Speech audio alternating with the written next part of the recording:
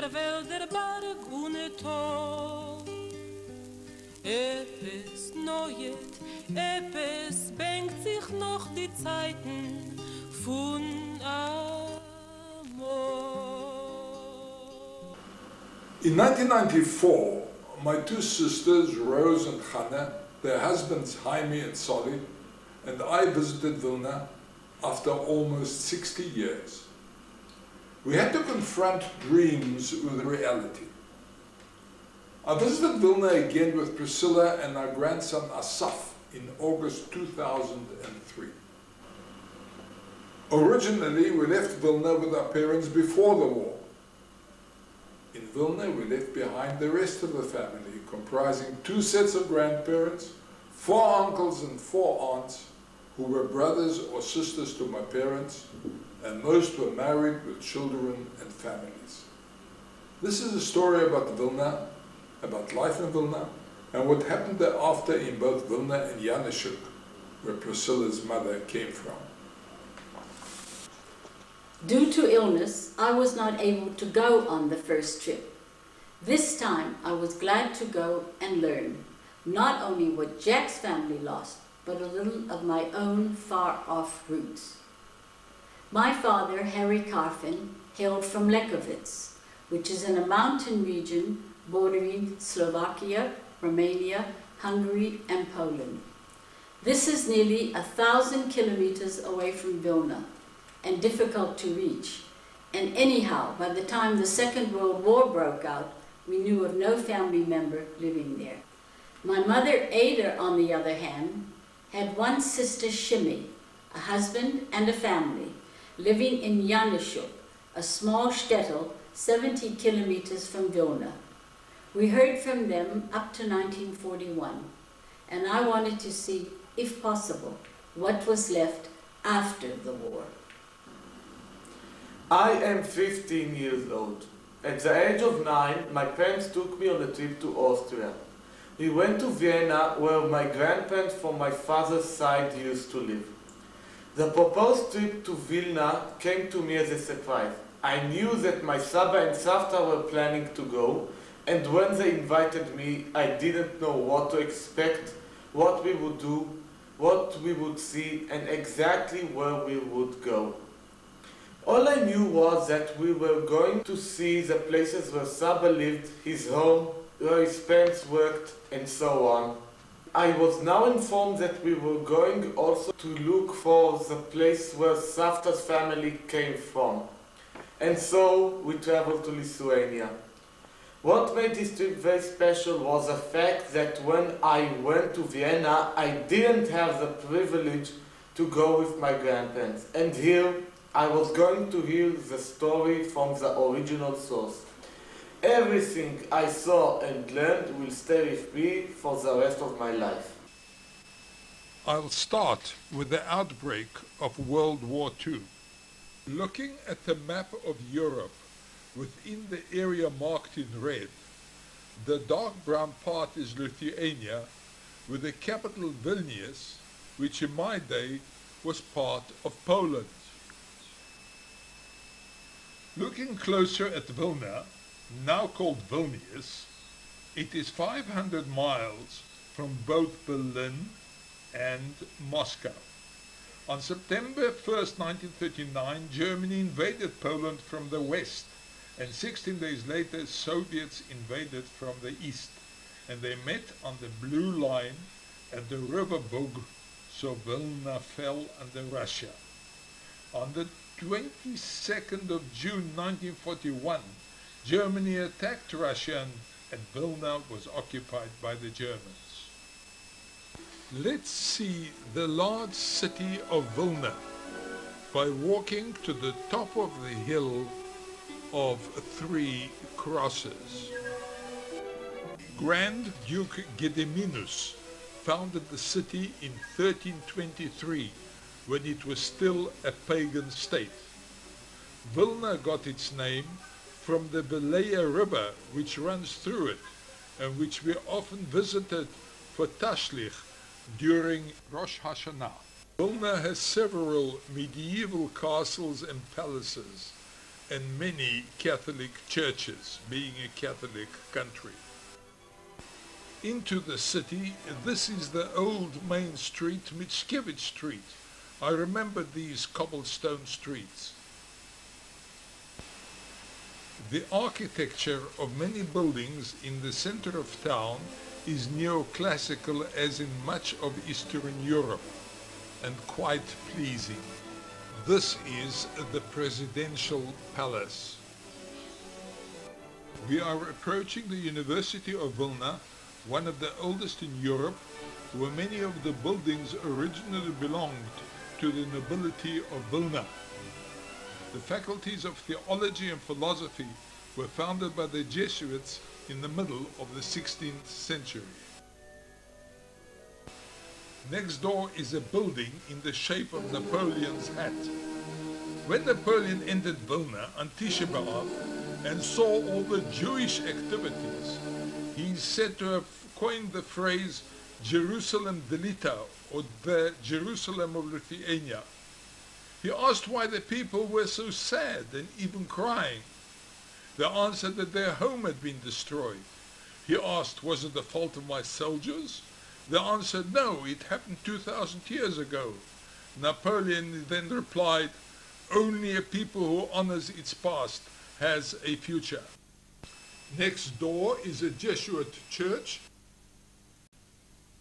and we decided to go inside.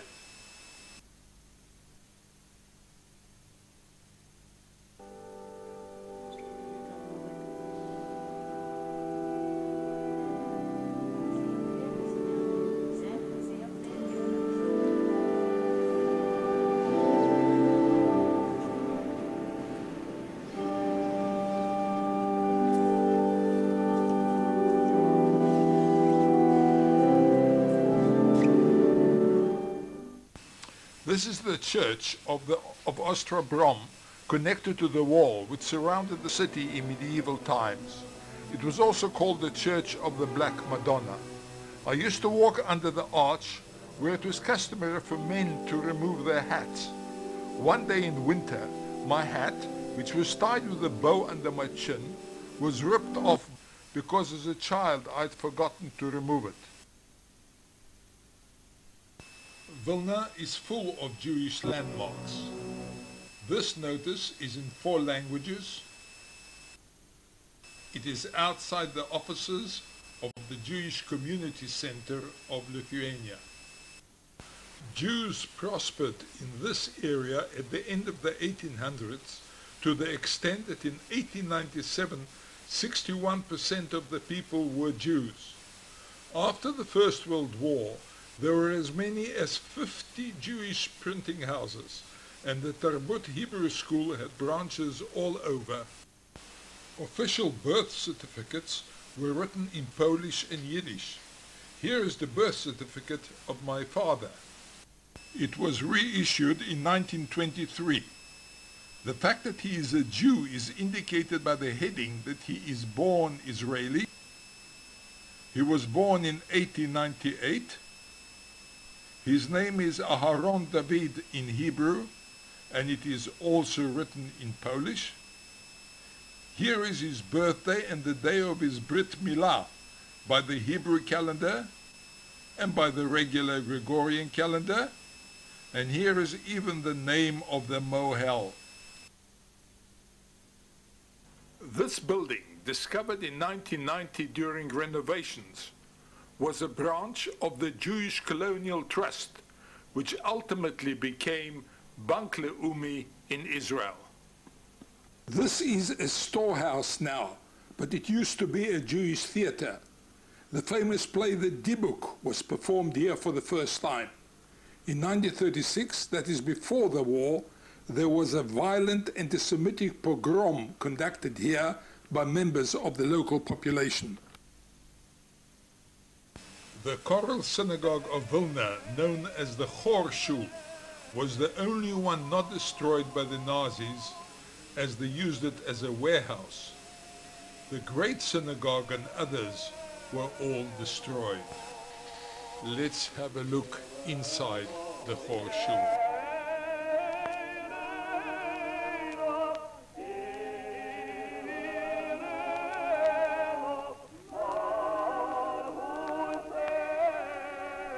On this site stood the great synagogue.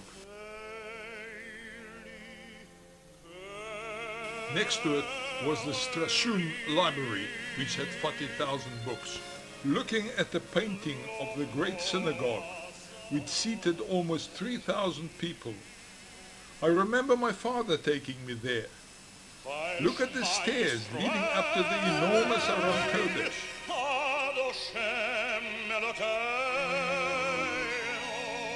And below are the numerous worshippers.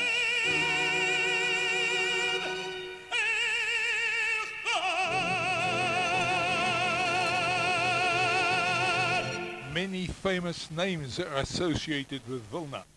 The Vilna Gaon of the 18th century was one of the greatest spiritual and intellectual leaders who embraced Bible study, mathematics and science. In the cemetery restored after the war is the burial place of the Vilna Gaon, as well as the righteous Jews who had been converted to Christianity under threat, including the famous Graf Potocki. This plaque shows that Theodor Herzl, the founder of modern Zionism, visited Vilna in 1903. Nearby there is a building which used to be a convent.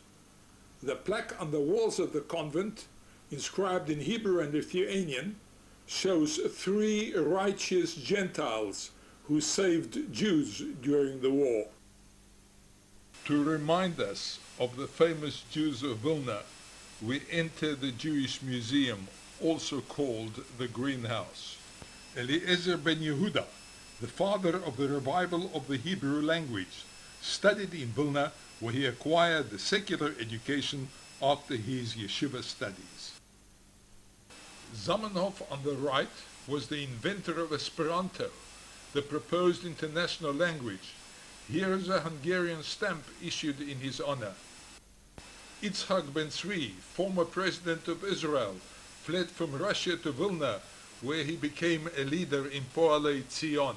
Zalman Shazar, former president of Israel, studied in Vilna from his high school days. Lippi Lipschitz, the famous sculptor. Sutin, the painter, attended Vilnius Art School. Yasha Heifetz, the violinist, studied in this conservatoire in Vilna.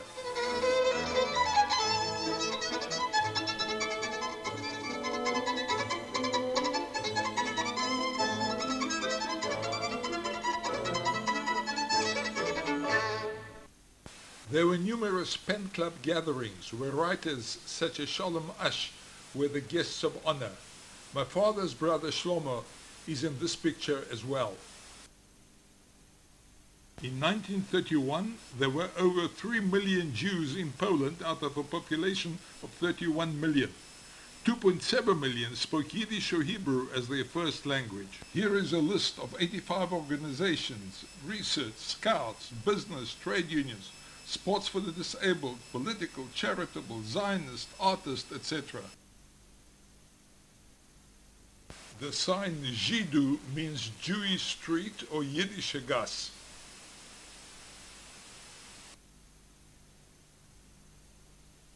Entering the ghetto area, there is a plaque showing the big and small ghetto.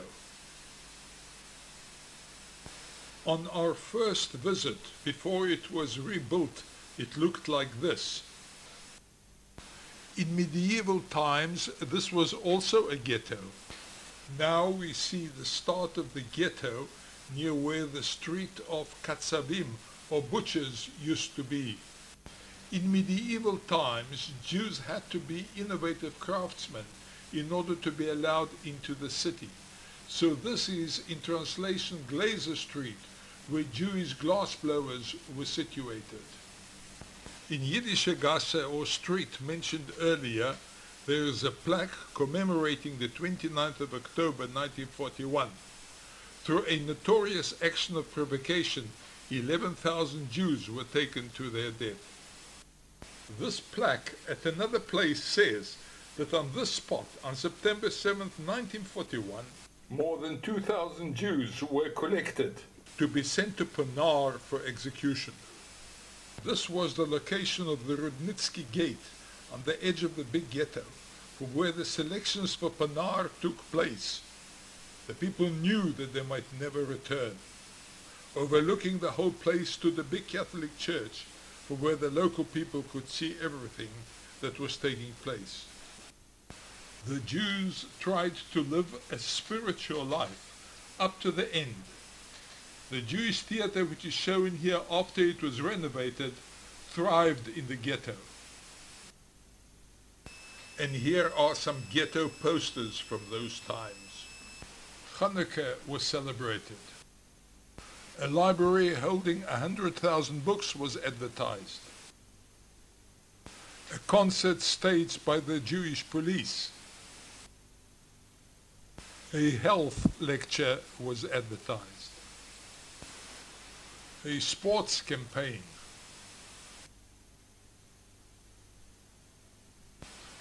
And even a lottery for winter help.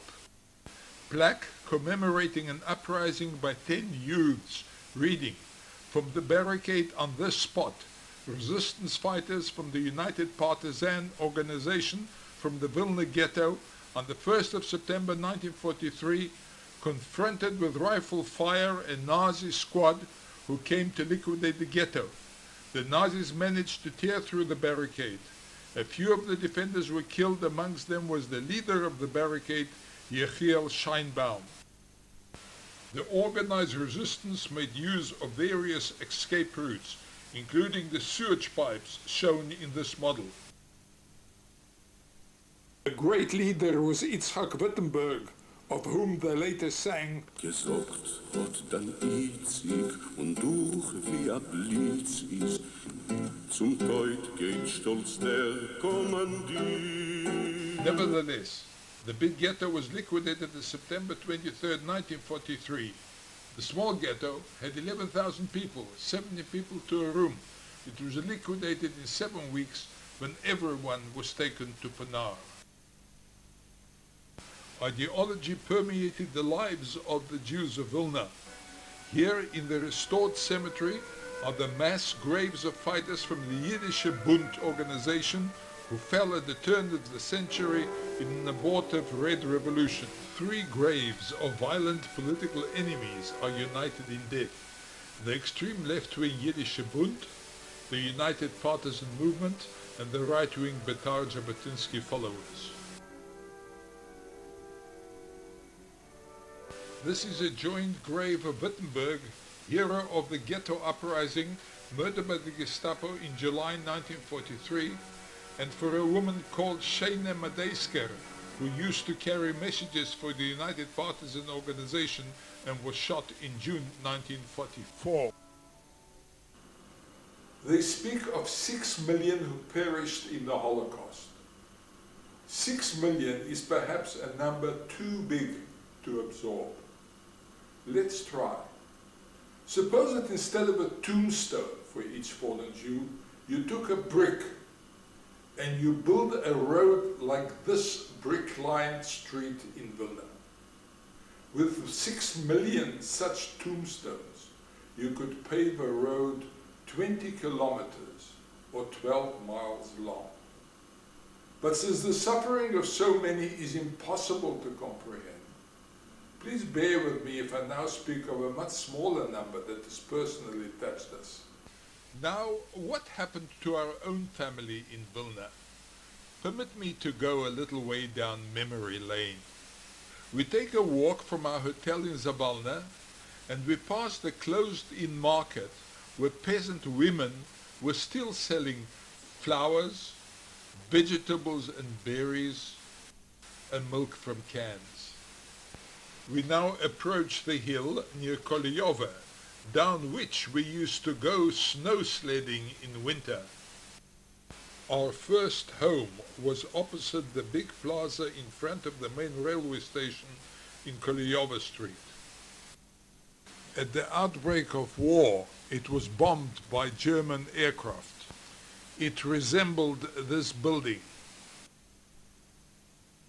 In this fine building in later years is where our business, a fancy hairdressing salon was located.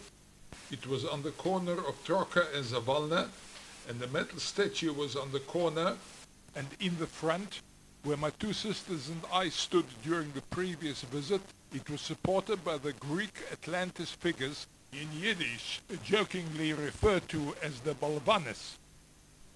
The entrance to our last home in Vilna was around the corner, and there was a big courtyard with chestnut trees around which we used to play.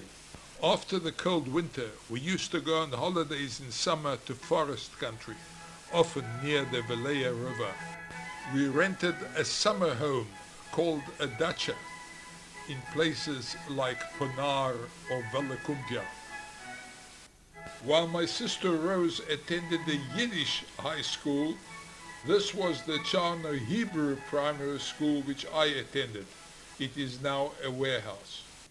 My sister Rose attended the Yiddish Real Gymnasia. Inside the courtyard was where the Judenrat, or the Jewish Council, sat. Rose revisited the school. In the courtyard, this plaque says that on the 3rd of November 1941, they gathered 1,200 Jews for annihilation. Auntie Sora, my mother's sister, is the only member of our family who survived the Holocaust, because for many years after the war, she wandered up and down Europe looking for her children and relatives.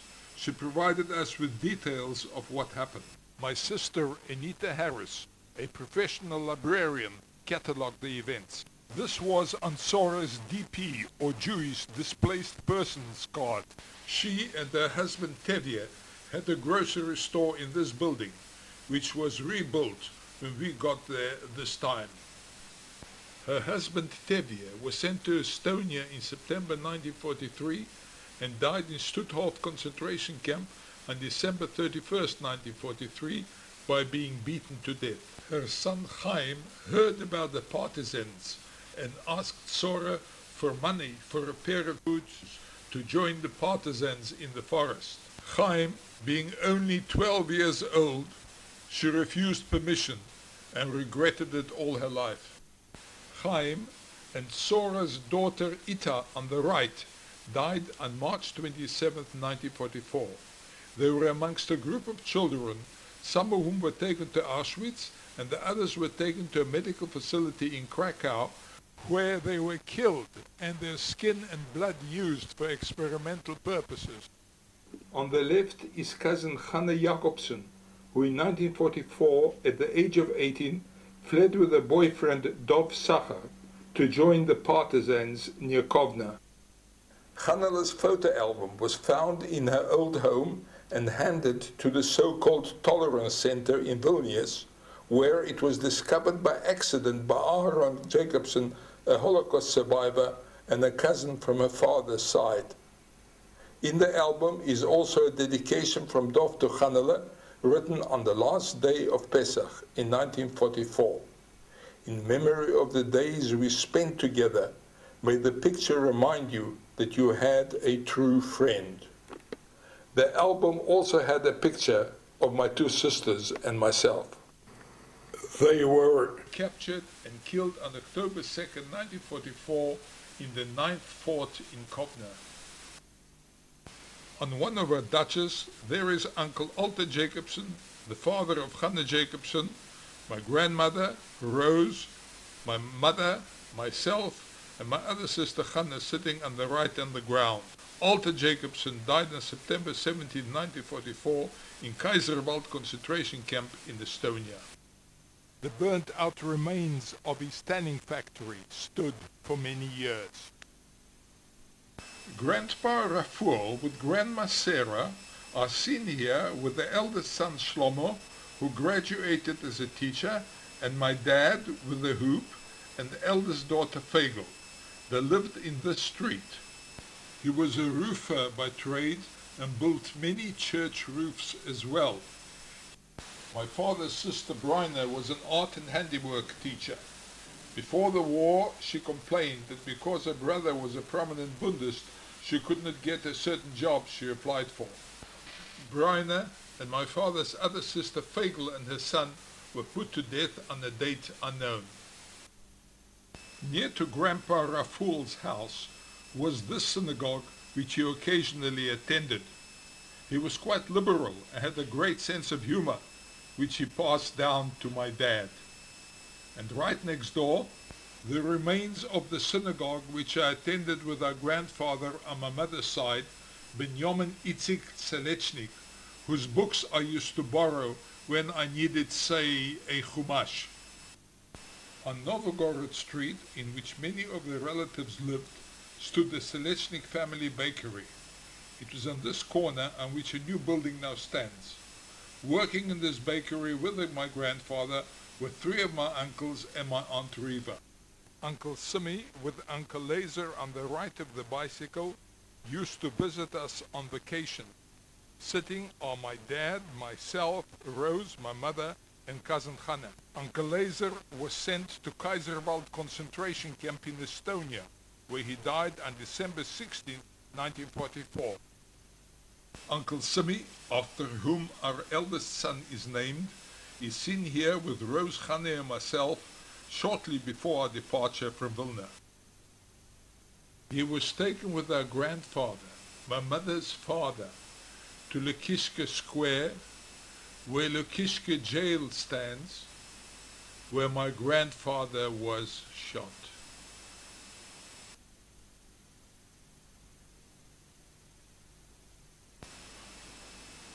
Lukishka jail is adjacent to a church. Simmy was then forced marched to Ponar, where he used to visit us in summer. In Ponar on July 2, 1941, he was shot as seen on the list in the Jewish Museum. He is number 208. His name, Selechnikus Simonas, also appears in the Memorial Museum in Ponar. His daughter Meryl, born in 1939, died from hunger in the ghetto. The third uncle, Abramele, was mobilized in the Polish army in March 1939. He was taken as a prisoner of war by the Germans in December 1939 and sent to Lublin. There the Germans established a Judenlager by separating the Jewish soldiers from the others. On June 10, 1942, the Jews were taken to Sobibor. On the way, typhus broke out, and 300 POWs died, and the rest were exterminated at Sobibor. We do not know the date on which my mother's youngest sister Rivka and her husband Adolf Rubinson were killed, nor that of the little boy David Michael. My mother's oldest brother Mesha had his own bakery here at Pavlova number 16. It was burned down shortly after the Nazi occupation, and he was killed on September 12, 1941. Sora looked after his children in the ghetto. Let's walk in the beautiful Ponari forest with all its memories of family holidays. My dad on the left, in front of him my mother holding Hannah, and Rose and I on the ground. We now come across several monuments.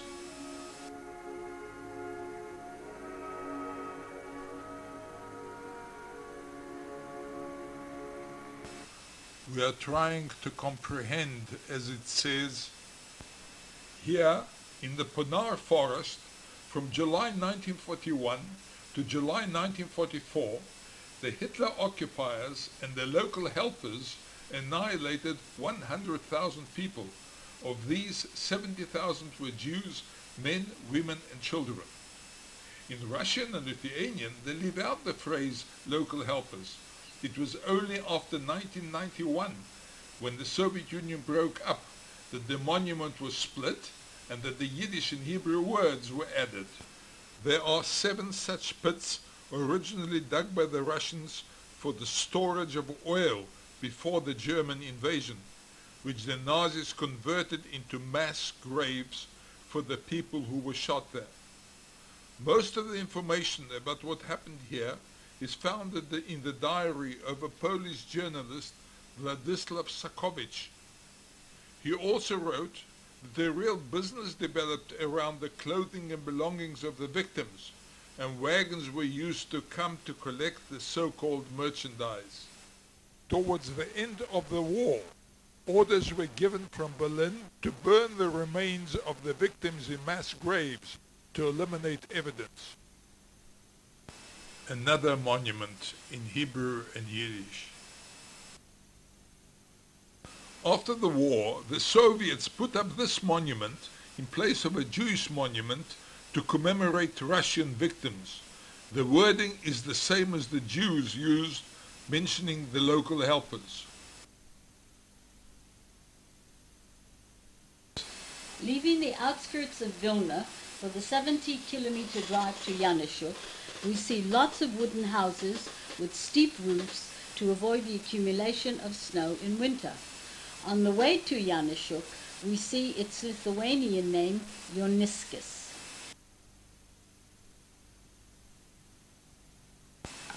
When the Russian army would occupy an area, they sometimes would build a kolkhoz, which is a collective communal agricultural settlement. This is the remains of such an abandoned kolkhoz. At last we are there. We are looking around Yanushuk. Yanushuk is located around a big lake. We ask questions, and we have been told by a woman we saw near the church that next to the lake shore is the so-called Jewish cemetery. We start looking for it on the lake shore.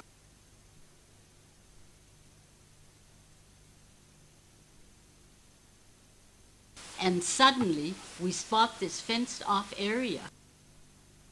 We come closer and we read. Auf dem Ort haben die Nazi-Rotzchim und ihre Mithelfer den 24. Juli 1941 grausam umgebracht, beerdigt 70 jüdische Männer. Heilig ist der Andenkung von die unschuldige Korbanes. On this site, the Nazi murderers and their local helpers on July 24, 1941, cruelly annihilated approximately 70 Jewish men. Holy is the memory of these innocent martyrs. We traveled further, looking amongst the reeds and the rocks, and we came across another fenced-off killing field. This one says, on this site, the Nazi murderers and their local helpers on July 24, 1941, cruelly annihilated approximately 85 Jewish women and children.